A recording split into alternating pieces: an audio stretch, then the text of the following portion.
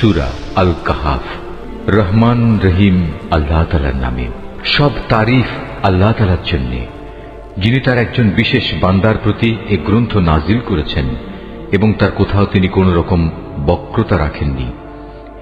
একে তিনি প্রতিষ্ঠিত করেছেন সহজ সরল একটি পথের উপর, যাতে করে আল্লাহ তাআলার পক্ষ থেকে সে নবী তাদের জাহান্নামের আযাবের ব্যাপারে সতর্ক করে দিতে পারে এবং যারা ঈমানদার, যারা নেক কাজ করে, তাদের সে এ মর্মে সুসংবাদ দিতে পারে যে তাদের জন্য আল্লাহর দরবারে উত্তম পুরস্কার রয়েছে, যেখানে তারা চিরকাল থাকবে।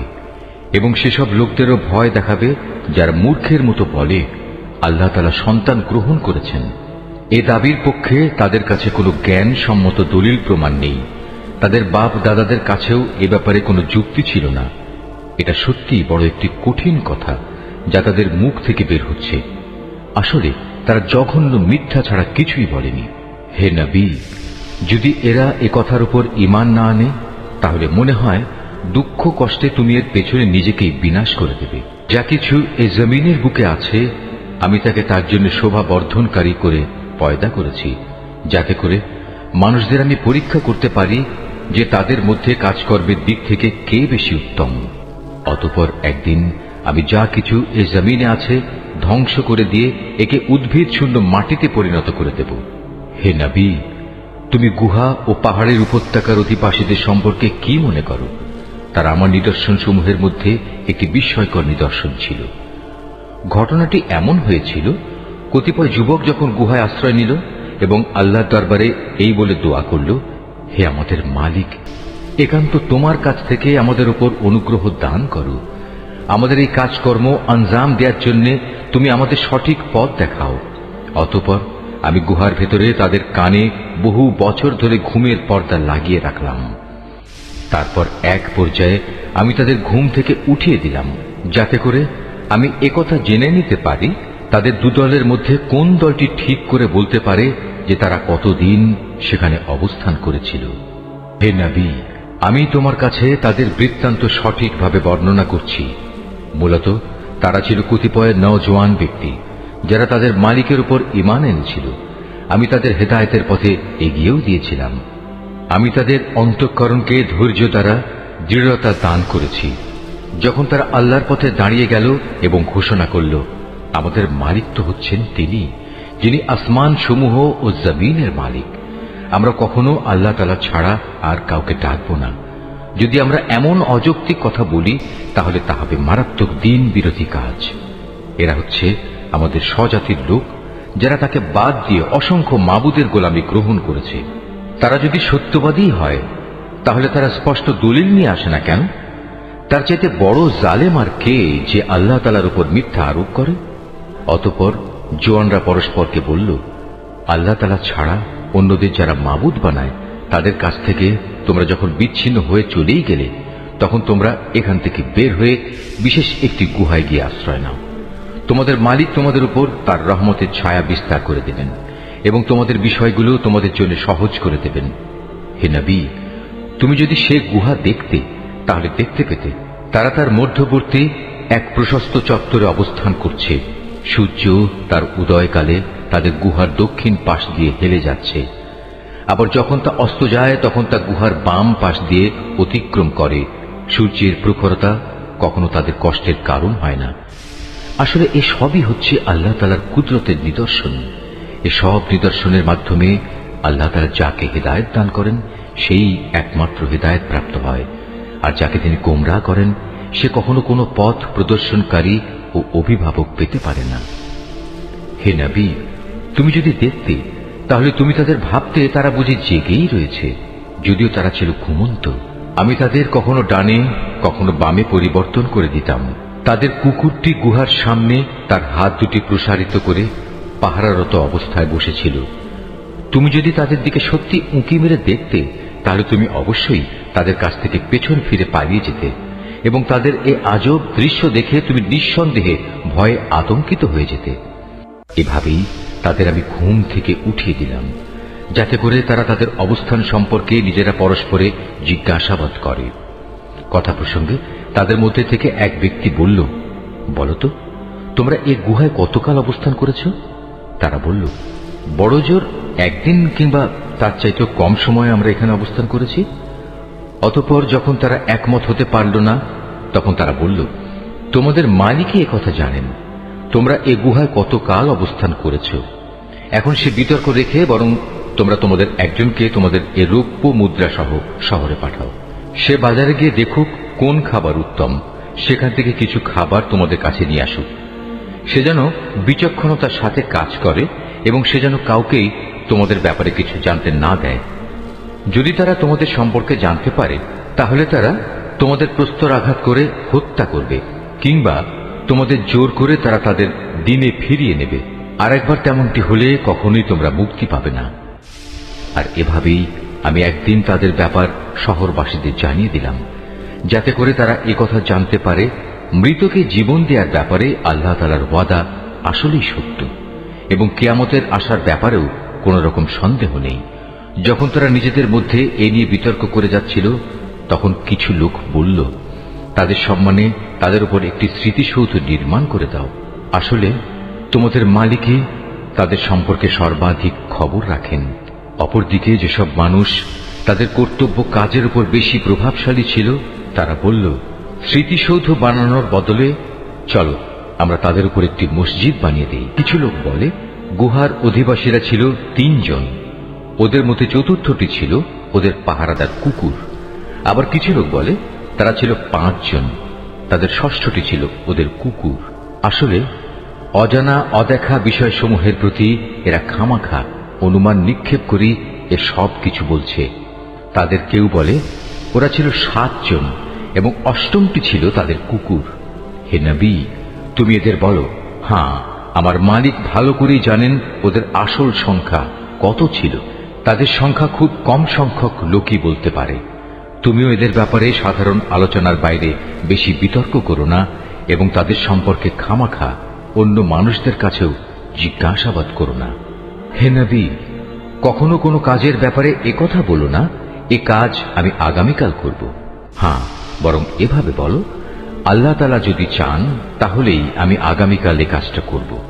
যদি কখনো কোনো কিছু ভুলে যাও, তাহলে তোমার মালিককে স্মরণ করো এবং বলো, সম্ভবত আমার মালিক এ কাহিনীর চাইতে নিকটতর কোনো কল্যাণ দিয়ে আমাকে পথ দেখাবেন। তারা তাদের এ গুহায় কাটিয়েছে মোট 300 বছর। কেউ অবশ্য এর সাথে আরো 9 বছর যোগ করেছে।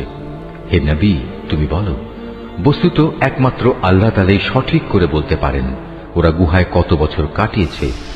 আসমান সমূহ ও জমিনের যাবতীয় অজানা অদেখা বিষয়ের জ্ঞান তো একমাত্র তার জন্য নির্দিষ্ট রয়েছে। কত সুন্দর দ্রষ্টা তিনি, কত সুন্দর শ্রোতা তিনি। তিনি ছাড়া তাদের দ্বিতীয় কোনোই অভিভাবক নেই। আল্লাহ তাআলা নিজের কর্তৃত্ব ও ক্ষমতায় অন্য কাউকে কখনো শরীক করেন না। হে নবী, তোমার উপর তোমার মালিকের যে কিতাব নাজিল করা হয়েছে তা তুমি তেলাওয়াত করতে থাকো। তার কিতাবে বর্ণিত কথাবার্তা রদবদল করার কেউই নেই। তিনি ছাড়া তুমি আর কোনোই আশ্রয়স্থল পাবে না।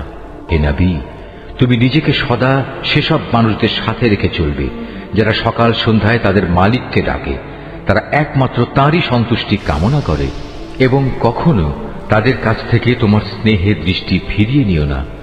কখনো এমন কোন ব্যক্তির কথা মতো চলো না যার অন্তঃকরণকে আমি আমার স্মরণ থেকে গাফেল করে দিয়েছি। আর যে ব্যক্তি নিজের প্রবৃত্তির গোলামি করতে শুরু করেছে এবং যার কার্যকলাপ আল্লাহ তাআলার সীমানা লঙ্ঘন করেছে। হে নবী, তুমি বলো, এ সত্য দিন তোমাদের মালিকের পক্ষ থেকে এসেছে। সুতরাং যার ইচ্ছা সে এর উপর ঈমান আনুক, আর যার ইচ্ছা সে তা অস্বীকার করুক।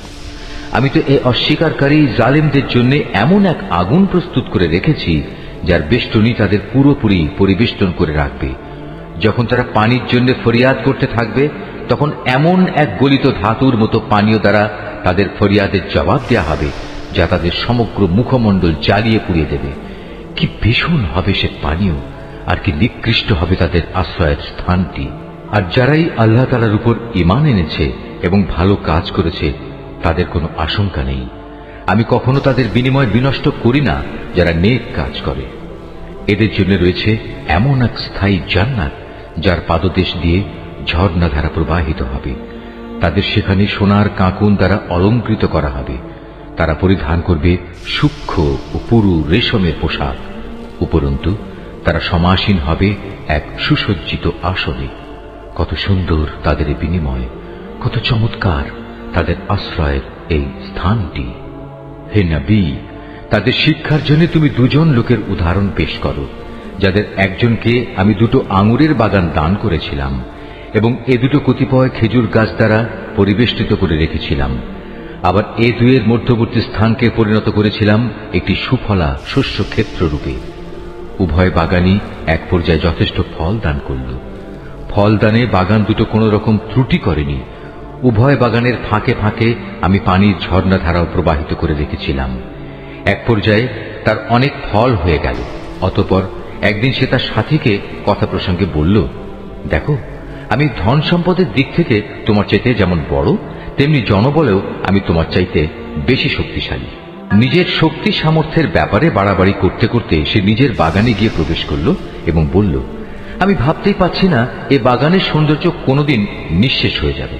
আমি এও মনে করি না একদিন এসব ধ্বংস হয়ে কিয়ামত প্রতিষ্ঠিত হবে এবং কিয়ামতের পর আমাকে যদি আমার মালিকের সামনে ফিরিয়ে নেওয়াও হয়, তাহলে এর চাইতে উৎকৃষ্ট কোনো কিছু আমি সেখানে পাব। তার সে গরিব সাথীটি, যে তার সাথে কথা বলছিল, বলল, এ পার্থিব সম্পদ দেখে তুমি কি সত্যি সে মহান সত্তাকে অস্বীকার করছো, যিনি তোমাকে প্রথমত মাটি থেকে অতঃপর শুক্র কণা থেকে পয়দা করেছেন, পরিশেষে তিনি তোমাকে একটি মানুষের আকৃতিতে পূর্ণাঙ্গ করেছেন? কিন্তু আমি তো বিশ্বাস করি সেই সৃষ্টিকর্তা আল্লাহ তাআলাই হচ্ছেন আমার মালিক এবং আমার মালিকের কোনো কাজের সাথেই আমি কাউকে শরীক করি না। কত ভালো হতো তুমি যখন তোমার ফলবতী বাগানে প্রবেশ করলে তখন যদি তুমি একথা বলতে, আল্লাহ তাআলা যা চেয়েছেন তাই হয়েছে। আল্লাহ তাআলা ব্যতি রেখে কারোই কিছু ঘটানোর শক্তি নেই। যদিও তুমি আমাকে ধনে জনে তোমার চাইতে কম দেখলে, কিন্তু আমি আল্লাহ তাআলার উপর ঈমান রাখি। সম্ভবত আমার মালিক আমাকে তোমার এ পার্থিব বাগানের চাইতে উৎকৃষ্ট আখিরাতের কোনো বাগান দান করবেন এবং অকৃতজ্ঞতার জন্য তোমার বাগানের উপর আসমান থেকে এমন কোনো বিপর্যয় নাজিল করবেন, ফলে তা উদ্ভিদ শূন্য এক বিরান ভূমিতে পরিণত হয়ে যাবে, কিংবা তার পানি তার জমিনের নিচেই অন্তর্হিত হয়ে যাবে। তেমন কিছু হলে তুমি কখনো তা আবার খুঁজে আনতে পারবে না। অতঃপর তাই ঘটল। তার বাগানের ফল ফলারিকে বিপর্যয় এসে ঘিরে ফেলল। তখন সে ব্যক্তি সেই ব্যয়ের ওপর, যা সে বাগানের শোভাবর্ধনের পেছনে করেছিল, হাতের উপর হাত রেখে আক্ষেপ করতে লাগল। বাগানের অবস্থা এমন হল যা তা মুখ থুবড়ে পড়ে থাকল এবং সে নিজের ভুল বুঝতে পেরে বলতে লাগল, কত ভালো হতো যদি আমি আমার মালিকের ক্ষমতার সাথে অন্য কাউকে শরীক না করতাম। যারা বাহাদুরি করেছে তাদের কোনো দলই আজ তাকে আল্লাহর এই প্রতিশোধের মোকাবেলায় সাহায্য করার জন্য অবশিষ্ট রইল না, না সে নিজে কোন রকম প্রতিশোধ নিতে পারল। কেননা এখানে রক্ষা করার যাবতীয় এখতিয়ার একমাত্র আল্লাহ তাআলার, যিনি একমাত্র সত্য। পুরস্কার দানে ও পরিণাম নির্ধারণে তিনিই উত্তম। হে নবী, তুমি এদের কাছে দুনিয়ার জীবনের উদাহরণ পেশ করো। এই জীবনটা হচ্ছে এমন যেমন আমি আকাশ থেকে পানি বর্ষণ করি, যার কারণে জমিনের উদ্ভিদ ঘন সুশোভিত হয়ে ওঠে, অতঃপর এক সময় বাতাসটা উড়িয়ে নিয়ে ফেরে। মূলত আল্লাহ তাআলা সব কিছুর উপর প্রচন্ড ক্ষমতাবান। ধন সম্পদ ও সন্তান সন্ততি হচ্ছে তোমাদের পার্থিব জীবনের কতিপয় অস্থায়ী সৌন্দর্য মাত্র। চিরস্থায়ী হচ্ছে মানুষের নেক কাজ, আর তা হচ্ছে তোমার মালিকের কাছে পুরস্কার পাওয়ার জন্য অনেক ভালো। আর কোন কল্যাণময় কিছু কামনা করতে গেলেও তা হচ্ছে উত্তম।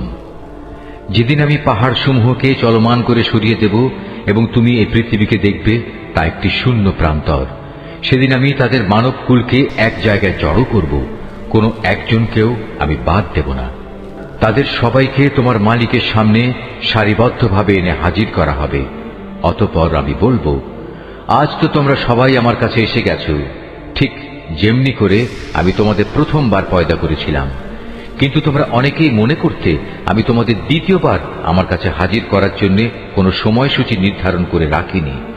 অতঃপর তাদের সামনে আমলনামা রাখা হবে। তখন নাফরমান ব্যক্তিদের তুমি দেখবে সে আমলনামায় যা কিছু লিপিবদ্ধ আছে তারা তার কারণে খুবই আতঙ্কগ্রস্ত থাকবে। তারা বলতে থাকবে, হায় দুর্ভাগ্য আমাদের, এ আবার কেমন গ্রন্থ! এ তো দেখছি আমাদের জীবনের ছোট কিংবা বড় প্রত্যেক বিষয়ের হিসাব রেখেছে। তারা যা কিছু করেছে তার প্রতিটি বস্তুই তারা সে গ্রন্থে মজুদ দেখবে। তোমার মালিক সেদিন কার উপর বিন্দুমাত্র জুলুমও করবেন না। স্মরণ করো যখন আমি ফেরেশতাদের বলেছিলাম তোমরা সবাই আদমকে সাজদা করো, তখন তারা সবাই সাজদা করল, কিন্তু ইবলিস সাজদা করল না। সে ছিল আসলে জিনদেরই একজন। সে তার মালিকের আদেশের নাফরমানি করল। যে এত বড় নাফরমানি করল, তোমরা কি তাকে এবং তার বংশধরদের আমার বদলে তোমাদের অভিভাবক হিসেবে গ্রহণ করে চলেছ? অথচ প্রথম দিন থেকেই সে তোমাদের প্রকাশ্য দুশমন। চেয়ে দেখো, জালেমদেরকে নিকৃষ্ট বিনিময় দেয়া হয়েছে। আকাশমণ্ডলী ও পৃথিবী সৃষ্টি করার সময় আমি তাদের কাউকে ডাকিনি, এমনকি স্বয়ং তাদের নিজেদের বানানোর সময়ও তো আমি তাদের ডাকিনি। আসলে আমি তো অক্ষম ছিলাম না যে তাদের পরামর্শ আমার দরকার। অন্যদের যারা গোমরা করে আমি তাদের সাহায্য গ্রহণ করি না। যেদিন তিনি এদের বলবেন তোমরা তাদের ডাকো যাদের তোমরা আমার শরীক মনে করতে, ওরা তাদের ডাকবে, কিন্তু তারা তাদের এ ডাকে কোনোই সাড়া দেবে না। আমি এদের উভয়ের মাঝখানে এক মরণ ফাঁদ রেখে দেব।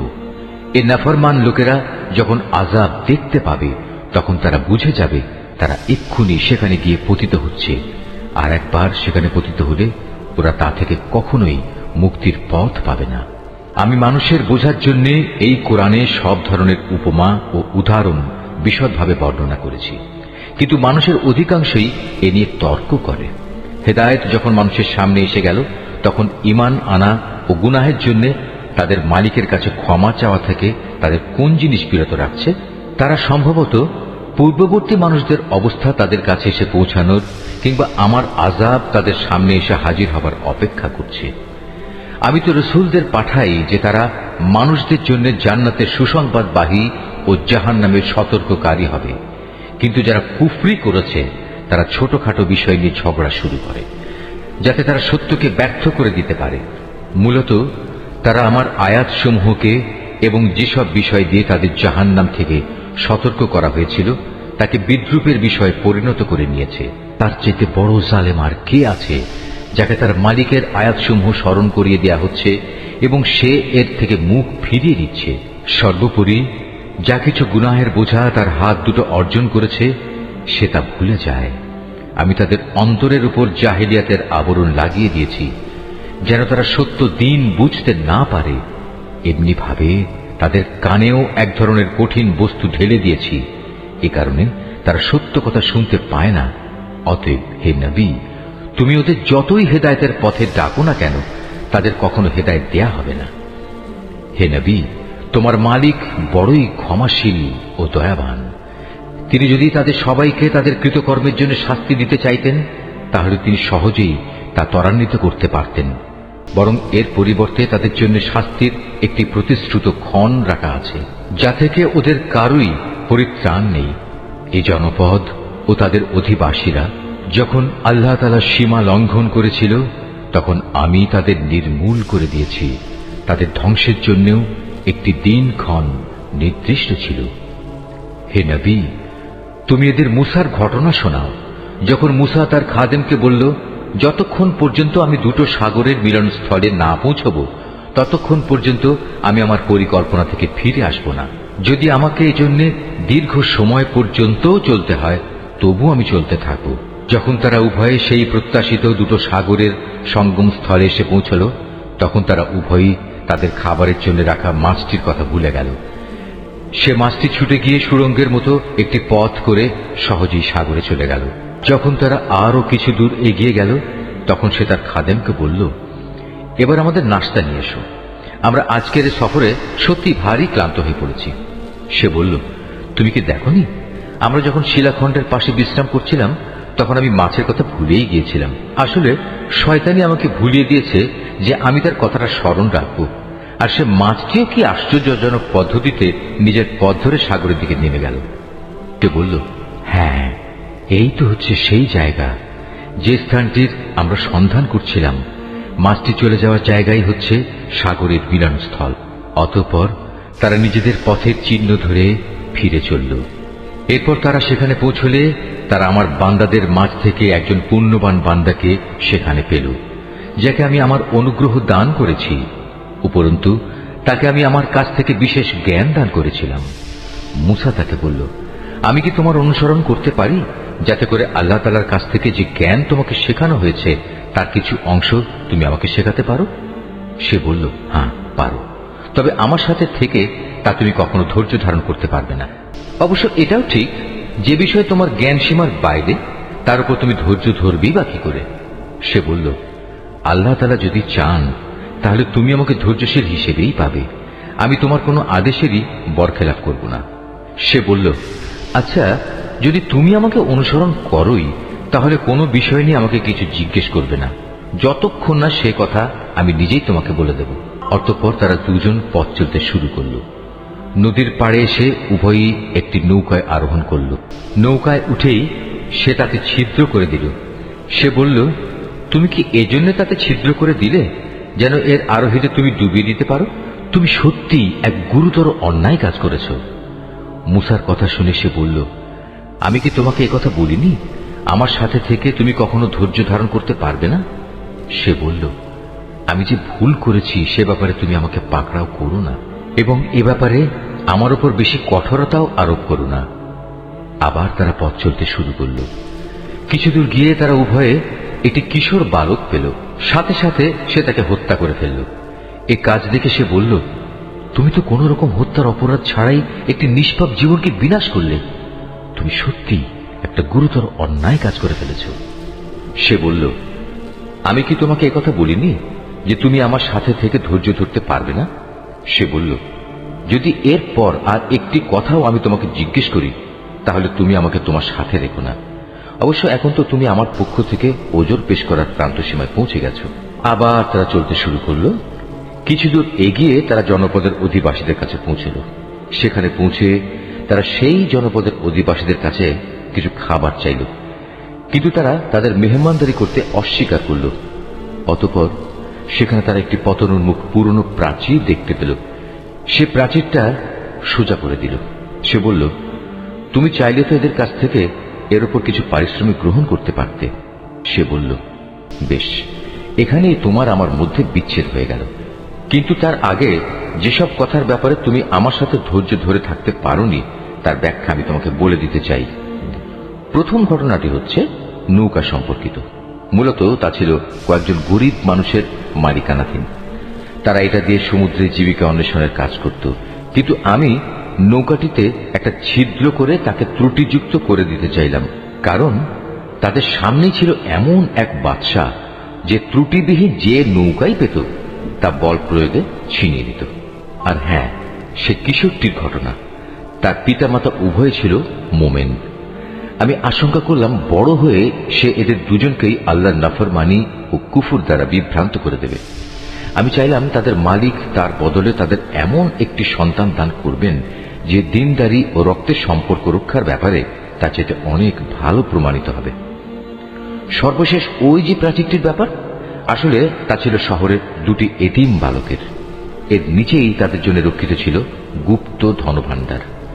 ওদের পিতা ছিল একজন নেককার ব্যক্তি। এই কারণেই তোমার মালিক চাইলেন ওরা বয়ঃপ্রাপ্ত হোক এবং তাদের সে ভাণ্ডার থেকে তারা সম্পদ বের করে আনুক। এই প্রাচীরটাকেই আমি তাদের বড় হওয়া পর্যন্ত দাঁড় করিয়ে রাখতে চেয়েছিলাম। এ ছিল মূলত তোমার মালিকের অনুগ্রহ দ্বারা সম্পাদিত কতিপয় কাজ। এর কোনোটাই কিন্তু আমি আমার নিজে থেকে করিনি। আর এ হচ্ছে সেসব কাজের ব্যাখ্যা যে ব্যাপারে তুমি আমার সাথে থেকে ধৈর্য ধারণ করতে পারছিলে না। হে নবী, এরা তোমার কাছে জুলকারনাইন সম্পর্কে জানতে চায়। তুমি তাদের বলো, হ্যাঁ, আমি আল্লাহর কেতাব থেকে তার বিবরণ তোমাদের কাছে এক্ষুনি পড়ে শোনাচ্ছি। আল্লাহ তাআলা বলছেন, আমি জমিনের বুকে তাকে বিপুল রাজনৈতিক ক্ষমতা দান করেছিলাম এবং আমি তাকে এর জন্য প্রয়োজনীয় সব উপায় উপকরণও দান করেছিলাম। একবার সে সফরে বেরোবার প্রস্তুতি গ্রহণ করতে লাগলো। চলতে চলতে এমনিভাবে সে সূর্যের অস্তগমনের জায়গায় গিয়ে পৌঁছল। সেখানে গিয়ে সে সূর্যকে সাগরের কালো পানিতে ডুবতে দেখল। তার পাশে সে একটি জাতিকেও বাস করতে দেখল। আমি বললাম, হে জুলকারনাইন, এরা তোমার অধীনস্থ। তুমি ইচ্ছে করলে তাদের শাস্তি দিতে পারো অথবা তাদের সাথে তুমি সদয় ভাব গ্রহণ করতে পারো। সে বলল, হ্যাঁ, এদের মাঝে যে আল্লাহর সাথে বিদ্রোহ করবে তাকে আমি অবশ্যই শাস্তি দেব। অতঃপর তাকে যখন তার মালিকের সামনে ফিরিয়ে নেওয়া হবে তখন তিনি তাকে আরো কঠিন শাস্তি দেবেন। অপরদিকে যে ব্যক্তি আল্লাহর উপর ঈমান আনে এবং নেক কাজ করে তার জন্য আখিরাতে থাকবে উত্তম পুরস্কার। আর আমিও তার সাথে আমার কাজকর্ম সম্পাদনের সময় একান্ত বিনম্র ব্যবহার করব। অতঃপর সে আর এক অভিযানে পথে বেরোল। এমনকি চলতে চলতে সে সূর্যোদয়ের স্থানে গিয়ে পৌঁছল। তখন সে সূর্যকে এমন একটি জাতির উপর দিয়ে উদয় হতে দেখল যাদের জন্য তার প্রখর তাপ থেকে আত্মরক্ষার জন্য আমি কোনো অন্তরাল সৃষ্টি করে রাখিনি। জুলকারনাইনের ঘটনা ছিল এরকমই। আমার কাছে সে সম্পর্কিত পুরোপুরি খবরই মজুদ আছে। অতঃপর সে আর এক অভিযানে পথে বেরোল। এমনকি পথ চলতে চলতে সে দুটো প্রাচীরের মধ্যবর্তী স্থানে গিয়ে পৌঁছল। দুই পর্বতের মধ্যবর্তী স্থানে পৌঁছে সে এমন এক সম্প্রদায়ের লোকদের পেল যারা জুলকারনাইনের কোনো কথাই তেমন বুঝতে পারছিল বলে মনে হল না। তারা অতি কষ্টে তাকে বলল, হে বাদশাহ জুলকারনাইন, অবশ্যই ইয়াজুজ মাজুজ নামক দুটো সম্প্রদায় এ জমিনে নানা রকম বিপর্যয় সৃষ্টিকারী। এমত অবস্থায় তাদের থেকে বাঁচার জন্য আমরা কি তোমাকে এ শর্তে কোন রকম একটা কর দেব যে তুমি আমাদের এবং তাদের মাঝে একটি প্রাচীর বানিয়ে দেবে? সে বলল, কোনো কর নেওয়ার প্রয়োজন নেই, কেননা আমার মালিক আমাকে যা কিছু দিয়ে রেখেছেন তাই আমার জন্য ভালো। হ্যাঁ, শারীরিক শক্তি দ্বারা তোমরা আমাকে সাহায্য করতে পারো। আমি তোমাদের এবং তাদের মাঝে এক মজবুত প্রাচীর বানিয়ে দেব। তোমরা আমার কাছে এ কাজের জন্য লোহার পাতসমূহ নিয়ে এসো। অতঃপর সে অনুযায়ী তা আনা হলো এবং প্রাচীর তৈরির কাজও শুরু হলো। যখন মধ্যবর্তী ফাঁকা স্থানটি পূর্ণ হয়ে লৌহ স্তূপগুলো দুটো পর্বতে সমান হয়ে গেল তখন সে তাদের লক্ষ্য করে বলল, তোমরা হাঁপড়ে দম দিতে থাকো। অতঃপর যখন তা আগুনের মতো উত্তপ্ত হলো তখন সে বলল, এখন তোমরা আমার কাছে কিছু গলানো তামা নিয়ে এসো, আমি তা এর উপর ঢেলে দেব। সুতরাং এভাবেই এমন একটি মজবুত প্রাচীর তৈরি হয়ে গেল যে তারা তারপর উঠতে সক্ষম হল না, না তারা তা ভেদ করে বাইরে আসতে পারল। জুলকারনাইন বলল, এই যা কিছু হয়েছে তা সবই আমার মালিকের অনুগ্রহে হয়েছে, কিন্তু যখন আমার মালিকের ওয়াদা মতো কিয়ামত আসবে তখন তিনি তা চূর্ণ বিচূর্ণ করে একাকার করে দেবেন। আর আমার মালিকের ওয়াদা হচ্ছে সত্য ওয়াদা। কিয়ামতের আগে আমি তাদের দলে দলে ছেড়ে দেব। তারা সমুদ্রের ঢেউয়ের আকারে একদল আরেক দলের মধ্যে প্রবিষ্ট হবে। যখন সিংহায় ফুৎকার দেয়া হবে তখন তাদের সবাইকে আমি হাসরের ময়দানে একত্রিত করব। সেদিন আমি জাহান্নামকে তার অবিশ্বাসীদের সামনে এনে হাজির করব, যাদের চোখের মধ্যে আমার স্মরণ থেকে আবরণ পড়েছিল, তারা হেদায়েতের কথাই শুনতে পেত না। কাফেররা কি একথা মনে করে নিয়েছে যে তারা আমার বদলে আমারই কতিপয় গোলামকে অভিভাবক বানিয়ে নেবে, আর আমি এ ব্যাপারে তাদের কোনো জিজ্ঞাসাবাদই করব না? আমি তো জাহান্নামকে কাফেরদের মেহমানদারির জন্য সাজিয়ে রেখেছি। হে নবী, এদের তুমি বলো, আমি কি তোমাদের এমন লোকদের কথা বলবো যারা আমলের দিক থেকে সম্পূর্ণ ক্ষতিগ্রস্ত হয়ে পড়েছে? এরা হচ্ছে সেসব লোক যাদের সমুদয় প্রচেষ্টা এই দুনিয়ায় বিনষ্ট হয়ে গেছে, অথচ তারা মনে মনে ভাবছে তারা বুঝি ভালো কাজই করে যাচ্ছে। এরাই হচ্ছে সেসব লোক যারা তাদের মালিকের আয়াতসমূহকে অস্বীকার করে এবং অস্বীকার করে তার সাথে ওদের সাক্ষাতের বিষয়টিও। এর ফলে ওদের সব কর্মই নিষ্ফল হয়ে যায়। তাই কিয়ামতের দিন আমি তাদের জন্য ওজনের কোনো মানদণ্ড স্থাপন করব না। এটাই জাহান্নাম, এটাই হলো তাদের যথার্থ পাওনা, কেননা তারা স্বয়ং স্রষ্টাকে অস্বীকার করেছে। উপরন্তু তারা আমার আয়াতসমূহ ও তার বাহক রসুলদের বিদ্রুপের বিষয় হিসেবে গ্রহণ করেছে। অপরদিকে যারা আল্লাহ তাআলার উপর ঈমান এনেছে এবং সে অনুযায়ী নেক আমল করেছে তাদের মেহমানদারির জন্য জান্নাতুল ফিরদাউস সাজানো রয়েছে। সেখানে তারা চিরদিন থাকবে। সেদিন তারা সেখান থেকে অন্য কোথাও যেতে চাইবে না। হে নবী, তুমি এদের বলো, আমার মালিকের প্রশংসার কথাগুলো লিপিবদ্ধ করার জন্য যদি সমুদ্র কালি হয়ে যায় তাহলে আমার মালিকের জ্ঞানের কথা লেখা শেষ হওয়ার আগেই সমুদ্র শুকিয়ে যাবে। এমনকি যদি আমি তার মতো আরো সমুদ্রকে লেখার কালি করে সাহায্য করার জন্য নিয়ে আসি তবু। হে নবী, তুমি এদের বলো, আমি তো তোমাদের মতোই একজন রক্ত মাংসের মানুষ, তবে আমার উপর ওহী নাজিল হয়, আর সে ওহীর মূল কথা হচ্ছে তোমাদের মাবুদ হচ্ছেন একজন। অতএব তোমাদের মাঝে যদি কেউ তার মালিকের সাক্ষাৎ কামনা করে সে যেন হামেশা নেক আমল করে, সে যেন কখনো তার মালিকের ইবাদতে অন্য কাউকে শরীক না করে।